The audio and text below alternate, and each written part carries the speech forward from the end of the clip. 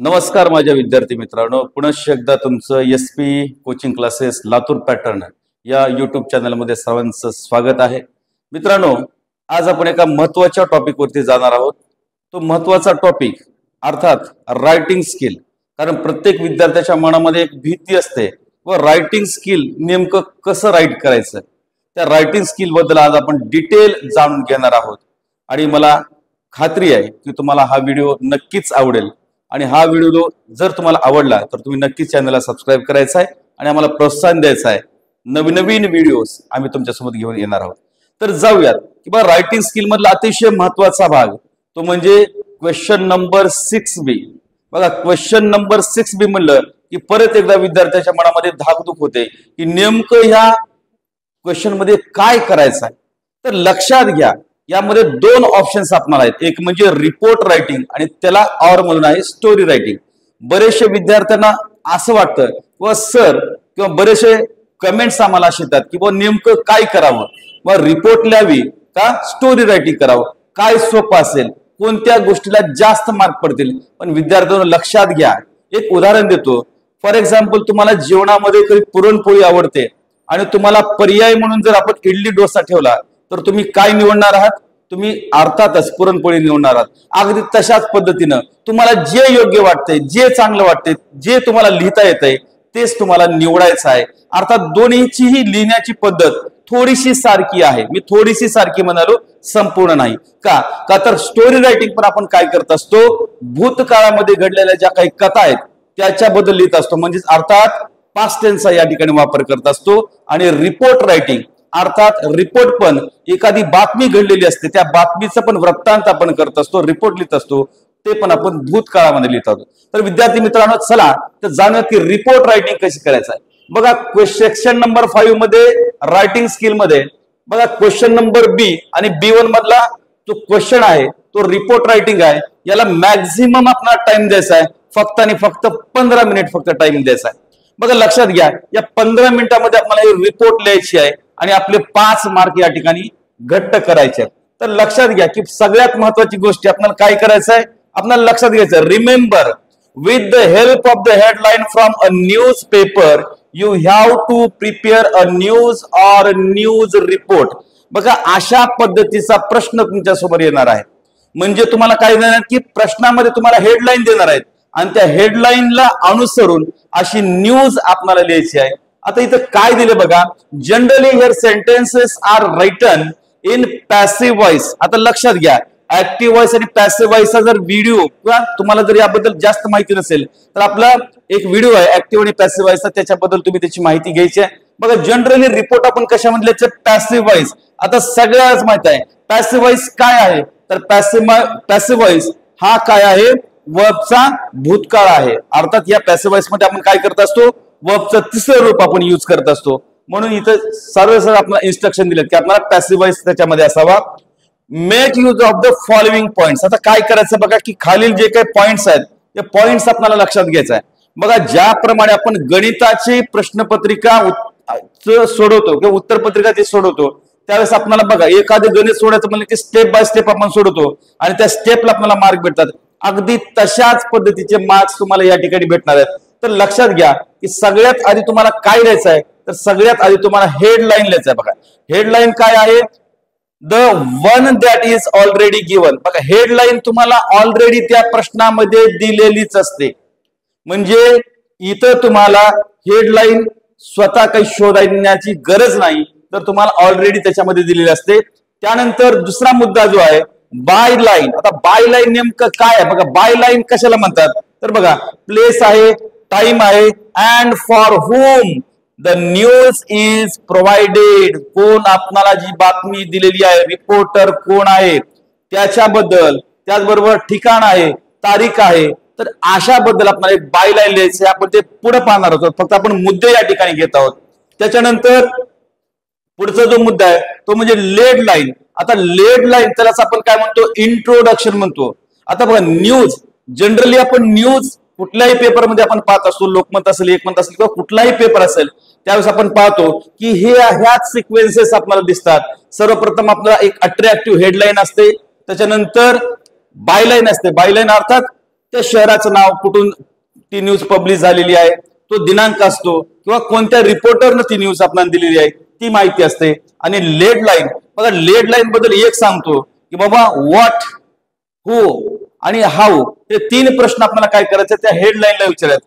काय झालं, कसं झालं, कोण होतं, कुठं झालं, अशा प्रकारचे प्रश्न आपण काय केले त्या हेडलाईनला विचारले तर नक्कीच आपल्याला त्याचं इंट्रोडक्शन भेटतं, अर्थात आपल्याला लेड लाईन या ठिकाणी भेटते. आणि फॅक्ट्स काय बघा, being news writing based on facts like questions of what, who, when, where and how make a short sentences. बघा सर्व गृहीत धरूया की तुम्हाला रिपोर्ट रायटिंग बद्दल काहीच येत नाही, फक्त तुम्ही ह्या ज्या गोष्टी जर आपण हे जे क्वेश्चन जर आपण विचारले, समजा हूने आपण प्रश्न विचारला, व्हॉटने आपण प्रश्न विचारला, वेनने आपण प्रश्न विचारला, वेरने आपण प्रश्न विचारला आणि हाऊने आपण प्रश्न विचारला तर नक्कीच तुम्हाला त्याचं संपूर्ण माहिती तुम्हाला सापडणार आहे. तुम्ही योग्य प्रकारे ती न्यूज या ठिकाणी लिहू शकणार आहात. बघा पुढे काय म्हणते बघा, इथे क्वेश्चन दिलेला आहे बघा की न्यूज रिपोर्ट, बघा इथं काय म्हणलेलं आहे बाबा याच्यामध्ये मार्किंग स्कीम, काय याची मार्किंग स्कीम आपल्याला दिलेली आहे. बघा याच्या हा प्रश्न जो आहे तो प्रश्न 5 मार्कासाठी आहे. बघा टायटल अँड द बिगिनिंग्स, म्हणजे टायटल तर ऑलरेडी आपल्याला दिलेला आहे आणि त्याची सुरुवात जर आपण योग्य पद्धतीने केली तर त्याच्यासाठी 1 गुण या ठिकाणी दिलेला आहे. त्यानंतर यूज ऑफ अप्रोप्रिएट पॉइंट्स है ना, कन्व्हर्सिंग मेसेजेस म्हणजे अप्रोप्रिएट पॉइंट्स आपण घेतलेले आहेत तर त्याबद्दल पण आपल्याला 2 मार्क भेटणार आहेत. म्हणजे हा पॉइंट, दुसरा पॉइंट आपल्यासाठी खूप महत्वाचा आहे, कारण त्या रिपोर्टला अनुसरून, त्या हेडलाईनला अनुसरून जे काही आपण एक्सप्लेनेशन देतो, ज्या काही आपण माहिती देत असतो, जी काही रिपोर्ट करतो त्याला 2 मार्क दिलेले आहेत. त्यानंतर लॉजिकल ऑर्डर अँड कन्क्लुजन. आता लॉजिकल ऑर्डर म्हणजे काय की न्यूज जी घडलेली आहे, घटना जी घडलेली आहे ती क्रमाक्रमाने आपल्याला लिहायची आहे आणि त्याचं योग्य असं सारांश किंवा समारोप या ठिकाणी करायचं. जर असं जर आपल्याला योग्य असेल तर त्याला आपल्याला 1 मार्क्स आहेत. आणि वोकॅब्युलरी आणि ग्रामर, जर या ठिकाणी आपण वोकॅब्युलरी आणि ग्रामर जर व्यवस्थितरित्या जर लिहिलं किंवा टेन्स मध्ये काही चुका नाही केल्या, ग्रॅमॅटिकल पंक्च्युएशन मध्ये काही नाही चुका केला तर तो 1 मार्क आहे. असे म्हणून 5 मार्क या ठिकाणी आपल्याला भेटू शकतात. तर जाऊयात क्वेश्चन. बघा एक क्वेश्चन आहे बघा की न्यूज रिपोर्ट, बघा prepare a news report with the help of given headline, you may use the given points. आता बघा इथे एक हेडलाईन दिलेली आहे. हेडलाईन काय बघा, tiger attacks 8 years old at Rajiv Gandhi national Park. आता इथे आपल्याला पॉइंट दिले आहेत बघा, ही आपली हेडलाईन झालेली आहे. आता पॉइंट्स काय बघा, पॉइंट्स मध्ये आपल्या हेडलाईन लिहायची आहे. हेडलाईन ऑलरेडी इथे दिलेली आहे.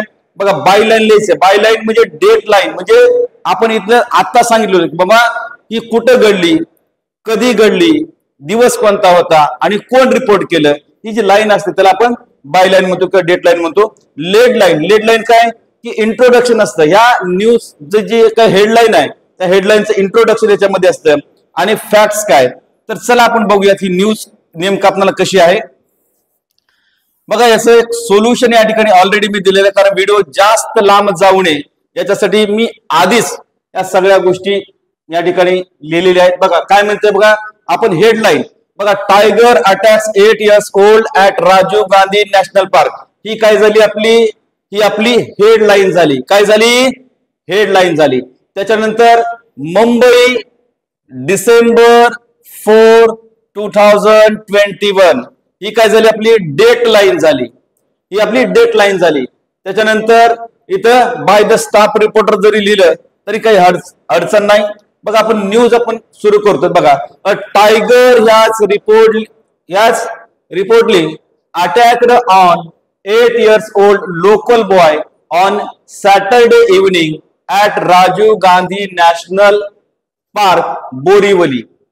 According to the forest officer, an 8 years old boy who has come in search of the ball was attacked by the tiger. बघा attacked by the tiger ही जी लाईन आहे, ही जी लाईन लक्षात घ्या. ही लाईन कशाची रिलेटेड आहे, ही लाईन रिलेटेड आहे कशाची तर लक्षात घ्या. Attacked by the tiger hidden in bushes है ना. म्हणजे ही पॅसिव्हाइज आपण यूज केलेला आहे. म्हणजे रिपोर्ट लिहित असताना काय कर पॅसिव्हाइज थोडासा जर उपयोग आपण रिपोर्ट मध्ये घेतलो तर नक्कीच आपल्याला या ठिकाणी 5 पैकी 5 मार्क मिळू शकतात. त्याच्यानंतर लक्षात घ्या, त्याच्यानंतर पुढे बघा, त्याच्यानंतर the boy was seriously injured but rescued. तो काय झालेला आहे, जखमी झालाय पण त्याचा बचाव केलेला आहे. He was rushed towards a near by hospital by the forest department staff members.